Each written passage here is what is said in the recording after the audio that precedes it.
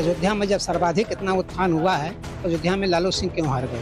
तो लल्लू सिंह 2019 के चुनाव में देखिए तो 5,29,000 वोट पाए थे और इस बार लल्लू सिंह 5 लाख वोट पाए हैं। अयोध्या की जनता ने उनको जिताया।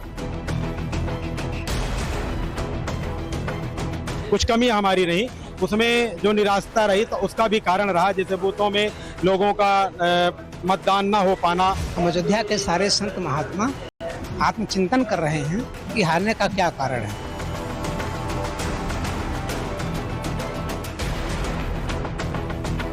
अयोध्या वालों ने उनको वोट दिया, अयोध्या विधानसभा जीते हैं। सबसे बड़ी बात तो ये है कि अयोध्या कभी हार ही नहीं सकती। जब अयोध्या के आंगन में भगवा पार्टी की सियासी पराजय पर अंतर्राष्ट्रीय स्तर की बहस सी छिड़ी है, जब हार की वजहों की जड़ तक पहुंचने के लिए रामनामी पार्टी माइक्रो लेवल की पड़ताल करने में जुटी है। अप्रत्याशित परिणाम के 11 रोज बाद भी जब अयोध्या वासियों की निष्ठा को सवालों के चक्रव्यूह में खड़ा किया जा रहा है, जब बीजेपी समर्थकों की भावनाओं के प्रचंड प्रवाह में मर्यादा की दीवार बहती जा रही है, तब बार बार अयोध्या वासी तथ्य और सत्य के साथ इस कथ्य को खारिज कर रहे हैं कि श्री राम की नगरी में बीजेपी हारी है। साफ सरल शब्दों में समझा रहे हैं कि भगवा पार्टी अयोध्या नहीं फैजाबाद में हारी है। जो अयोध्या लोकसभा या फैजाबाद लोकसभा माना जाए, इससे अयोध्या जो हमारी, इससे लल्लू सिंह नहीं हारे, इससे लगभग 5,000 वोट से अयोध्या विधानसभा से जीते हैं। कि हम लोग ठाकुर हैं, हमारा घर सरायदासी है। अयोध्या विधानसभा से वो जीते हैं, उसके बगल 3 विधानसभा है, वहां से नहीं जीते हैं। अयोध्या विधानसभा से नहीं हारे हैं, मिल्कीपुर विधानसभा से हारे हैं, रुदौली विधानसभा से हारे। यहाँ के लोगों ने हरा दिया, ये बिल्कुल गलत है। यहाँ के लोगों ने विकास को, राम मंदिर को और भाजपा को वोट किया है, पूरी तरीके से भाजपा के पक्ष में रहा है। हम लोगों ने राम भगवान के नाम पे वोट दिया और बीजेपी को वोट किया है, ना कि लल्लू सिंह को वोट दिया है। गोसाईगंज विधानसभा से हारे हैं, यहाँ से हारे, अयोध्या वालों ने उनको वोट दिया, अयोध्या विधानसभा जीते हैं। जिस लोकसभा क्षेत्र के केंद्र में अयोध्या है, जिस फैजाबाद से लगातार लल्लू सिंह जीत रहे थे, वहां अचानक ऐसा क्या हुआ कि राम मंदिर बनने के बाद भी बीजेपी हार गई? ये हम आपको बताएंगे, मगर उससे पहले जान लीजिए कि जिस आधार पर अयोध्या वासी आक्षेपों को खारिज कर रहे हैं, उसका तथ्य क्या है। दरअसल अयोध्या लोकसभा क्षेत्र में 5 विधानसभा क्षेत्र हैं: दरियाबाद, रुदौली, मिल्कीपुर, बीकापुर और अयोध्या शहर। इनमें से सिर्फ अयोध्या शहर विधानसभा क्षेत्र है जहां पर लल्लू सिंह आगे थे। मतलब जिस विधानसभा क्षेत्र में राम मंदिर स्थापित है, वहां पर बीजेपी सबसे आगे थी। यही बात अयोध्या के वो तमाम लोग बता रहे हैं जो बार बार के आक्षेपों से आहत है।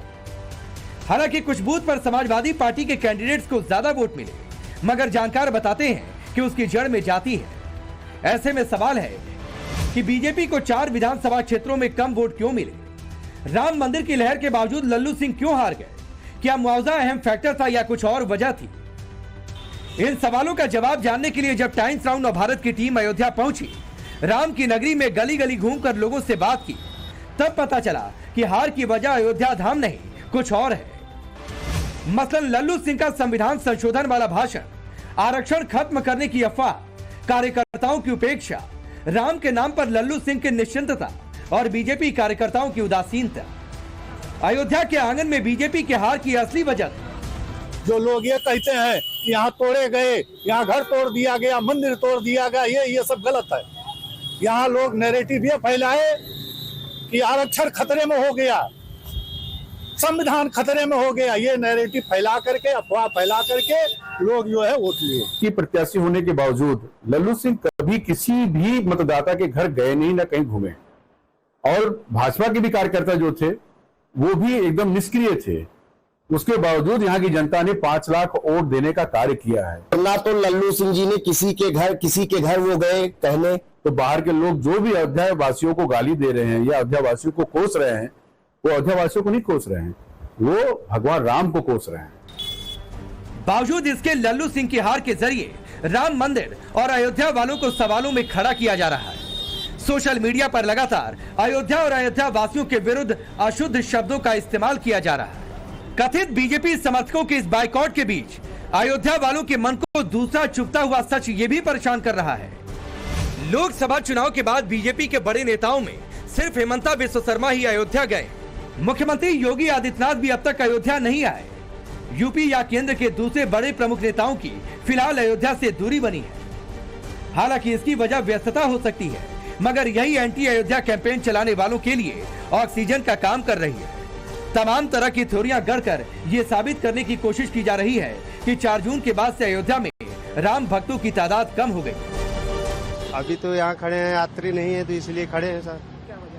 वजह यही है कि 4 तारीख से थोड़ा गंभीर था, अभी सवारी नहीं निकल रहा है तो अभी खड़े हैं, कमाई नहीं हो पा रहा है। पहले यात्री ज्यादा आते थे, अभी यात्री कम हो गए। 4 तारीख से ज्यादा भारी पड़ने लगा है कमाई पे। हाँ, डिसीजन से ज्यादा फर्क पड़ गया सर। दूसरा सच ये है कि 4 जून के बाद से गर्मी में लगातार बढ़ोतरी हो रही है। आसमान से अग्नि वर्षा सी हो रही है। अयोध्या ही नहीं बल्कि पूरा उत्तर भारत उबल रहा है। लोग त्राही त्राही कर रहे हैं। जाहिर है कि इस गर्मी का असर अयोध्या जाने वाले भक्तों पर पड़ेगा। हालांकि इतनी गर्मी के बावजूद अब भी 80 से 85 हजार श्रद्धालु राम मंदिर जा रहे हैं। जो गर्मी अथाह पड़ रही है तो गर्मी के कारण थोड़ा सा दर्शनार्थियों की कमी आई है, और जिसको आना है वो अयोध्या आ रहा है, दर्शन कर रहा है। भगवान के प्रति जिसको प्रेम है, कोई भी कमी नहीं है। दर्शनार्थी आज भी 50,000 से 1 लाख के बीच में रोजाना घटता बढ़ता रहता है। किसी दिन 1 लाख से ऊपर हो जाता है। अभी कल ही 1 लाख से ऊपर लोगों ने दर्शन किया। इतवार को बड़ी जबरदस्त भीड़ थी, 1 लाख से ऊपर किया। सोमवार को किया, आज थोड़ा सा कम हो गया। ये भी जान लीजिए कि बेहिसाब गर्मी का असर सिर्फ 4 जून से नहीं पड़ रहा है श्रद्धालुओं के अयोध्या आगमन पर, बल्कि अप्रैल से ही तादाद कम होने लगी है। रिपोर्ट के मुताबिक मार्च में 45 लाख श्रद्धालु रामलला का दर्शन करने अयोध्या पहुंचे। अप्रैल में जैसे ही गर्मी शुरू हुई तो ये गिनती घटकर 25 लाख पर पहुंच गई। मई में जब गर्मी बेहिसाब बढ़ी तो ये आंकड़ा 18,50,000 तक आ गया। जून जब जला रहा है तो 12 जून तक 7,36,000 राम भक्तों के अयोध्या पहुंचने का अनुमान है। कौशल्या नंदन के जो अनन्य भक्त हैं, वो अभी अयोध्या के आंगन में पहुंचकर उनका दर्शन कर रहे हैं। रामलला से अखंड आशीर्वाद ले रहे हैं। हाँ, बहुत भीड़ है यहाँ पर। कम से कम 1 लाख तो भी है यहाँ पर। कुछ बराबर राम दर्शन सब लोग करने आ रहे हैं लगातार। में आपको क्या लगता है कितनी भीड़ होगी? अनुमान लगातार बहुत ज्यादा भीड़ है यहाँ पे। यहाँ भीड़ बहुत है पर उसका मैनेजमेंट भी बहुत अच्छा है। लगता है बिल्कुल कम नहीं हुई है, जैसा है वैसा ही है। कम से कम मैं आधे घंटे से खड़ा हूँ यहाँ पर, देख रहा हूँ।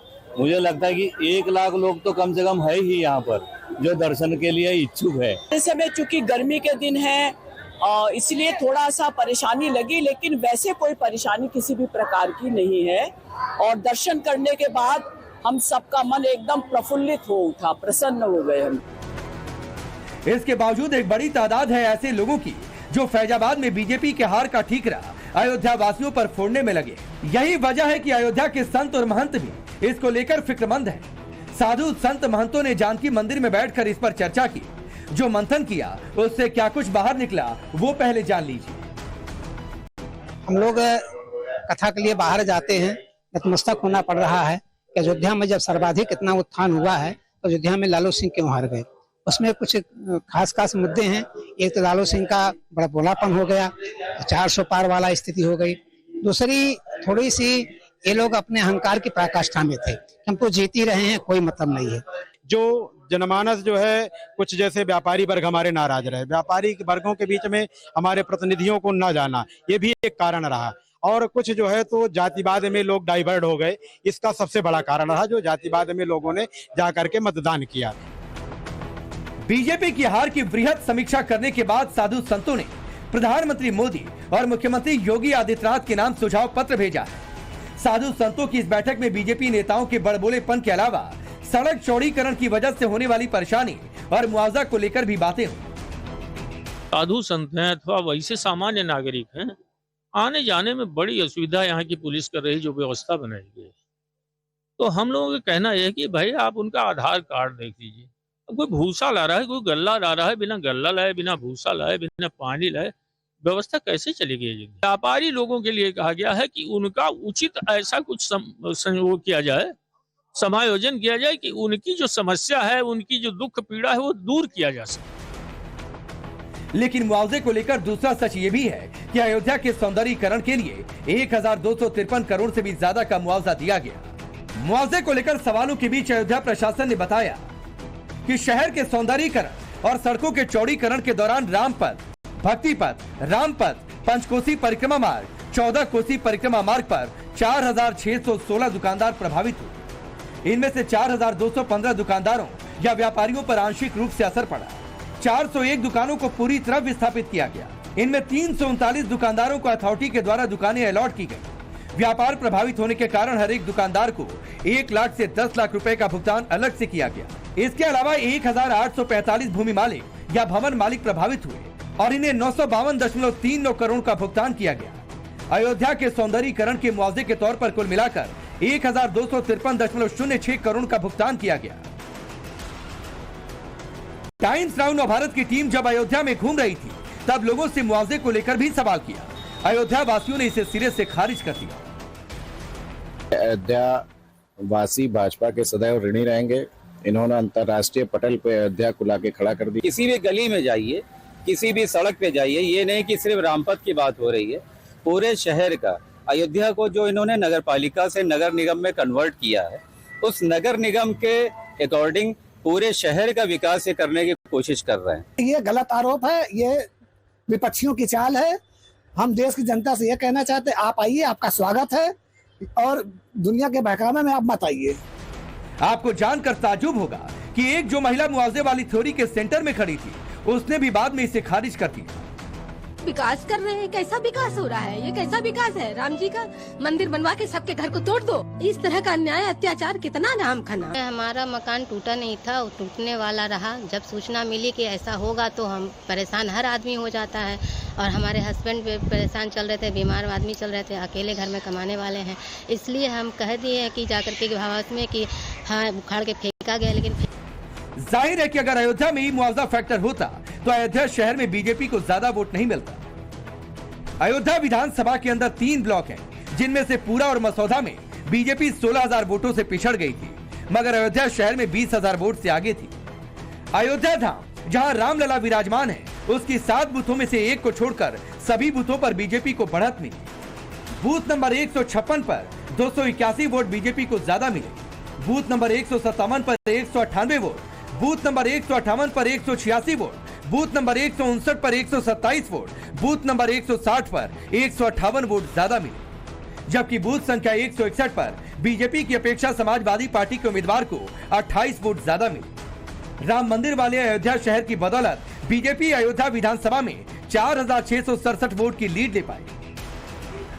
मतलब साफ है, बीजेपी को अयोध्या में हार नहीं बल्कि जीत मिली है। जबकि उस फैजाबाद में बीजेपी पिछड़ी जो धर्म और जाति पर आकर अटक गया, उस फैजाबाद में आकर बीजेपी हार गई जहां संविधान, आरक्षण, उपेक्षा और निश्चितता बेहिसाब थी। इसीलिए कहा जा रहा है बीजेपी अयोध्या नहीं फैजाबाद में हारी।